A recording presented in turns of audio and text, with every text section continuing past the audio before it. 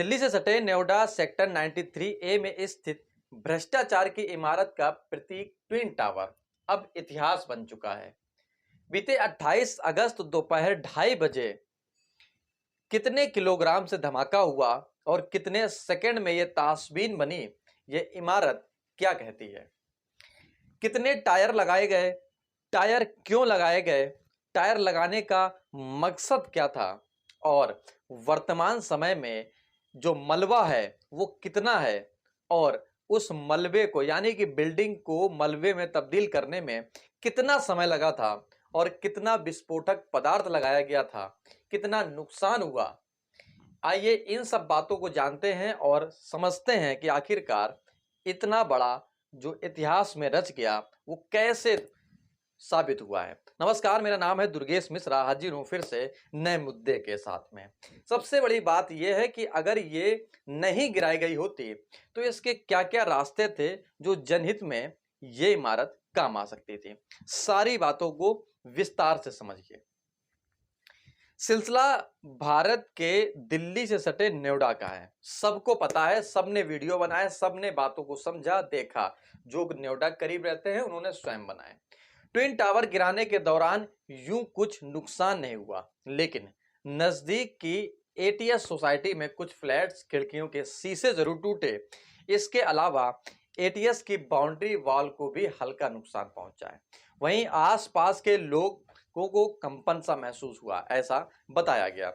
Twin tower को ढहाने के दौरान एडिफिस कंपनी ने बात की विशेष ध्यान रखा था कि विस्फोट के चलते किसी तरह का भी आर्थिक नुकसान अथवा या जनहानि बिल्कुल भी ना होना भी चाहिए था। इसके अलावा एडिफिस प्रोजेक्ट मैनेजर मयूर मेहता के मुताबिक ट्विन टावर को गिराने के बाद कंपन को कम करने के लिए टायर लगाए गए थे, वो भी ट्रक के टायर। शायद आप सुन रहे होंगे तो अजीबोगरीब जरूर लग रहा होगा, लेकिन ट्विन टावर को गिराने में इन टायरों का विशेष योगदान है। वहीं एडिफिस कंपनी के सीईओ उत्कर्ष का कहना है कि बिल्डिंग गिराने की पूरी प्रक्रिया को अंजाम तक पहुंचाने में यानी कि पूरा सिस्टमेटिक ढंग पहुंचाने में 7 महीनों का समय लगा है। इसमें 1 महीने की योजना, 6 महीने की ऑन साइट तैयारी शामिल है, यानी कि 1 महीना योजना बनाई गई थी।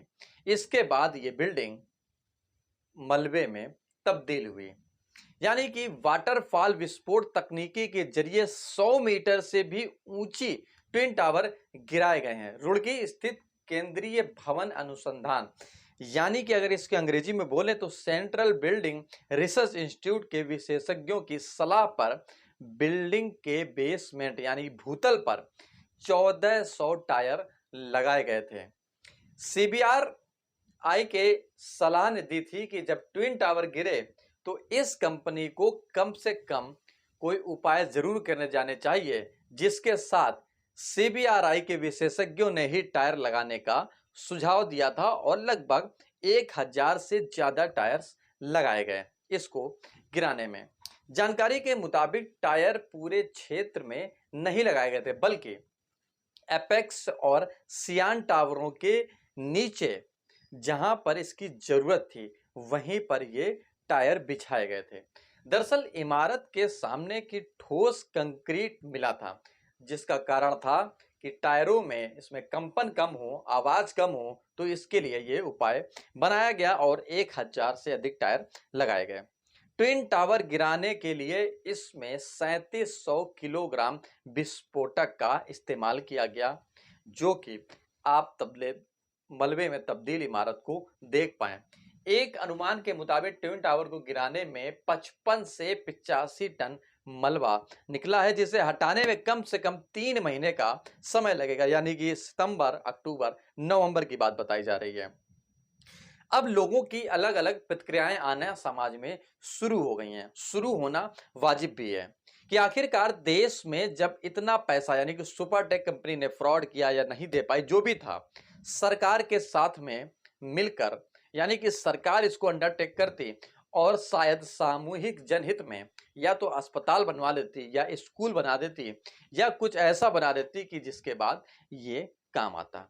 लेकिन ऐसा कतई नहीं किया गया, यानी कि बने बनाए बनी बनाई इमारत, यानी कि जो एक सरकारी बजट से अगर बनाया जाए जिसमें करोड़ों खरबों का खर्च आता है, लेकिन ऐसा सरकार ने कतई नहीं किया, या यूं कहें कि सरकार को किसी ने दिमाग नहीं दिया, या दिमाग था तो सही समय पर सही चीजें यूज नहीं हो पाई।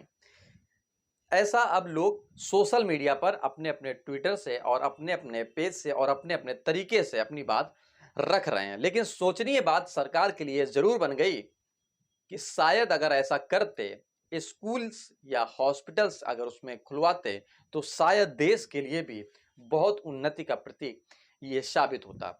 इस वीडियो में इतना ही। अगर आपको वीडियो समझ में आया हो, जानकारी मिल पाई हो, तो लाइक कमेंट शेयर जरूर करें, और हाँ, चैनल को सब्सक्राइब नहीं किया है तो सब्सक्राइब करें, कि जिससे कि आने वाले समय में, आने वाले दिनों में आपको नए नए मुद्दे की कुछ ना कुछ जानकारी जरूर मिलती है। नमस्कार।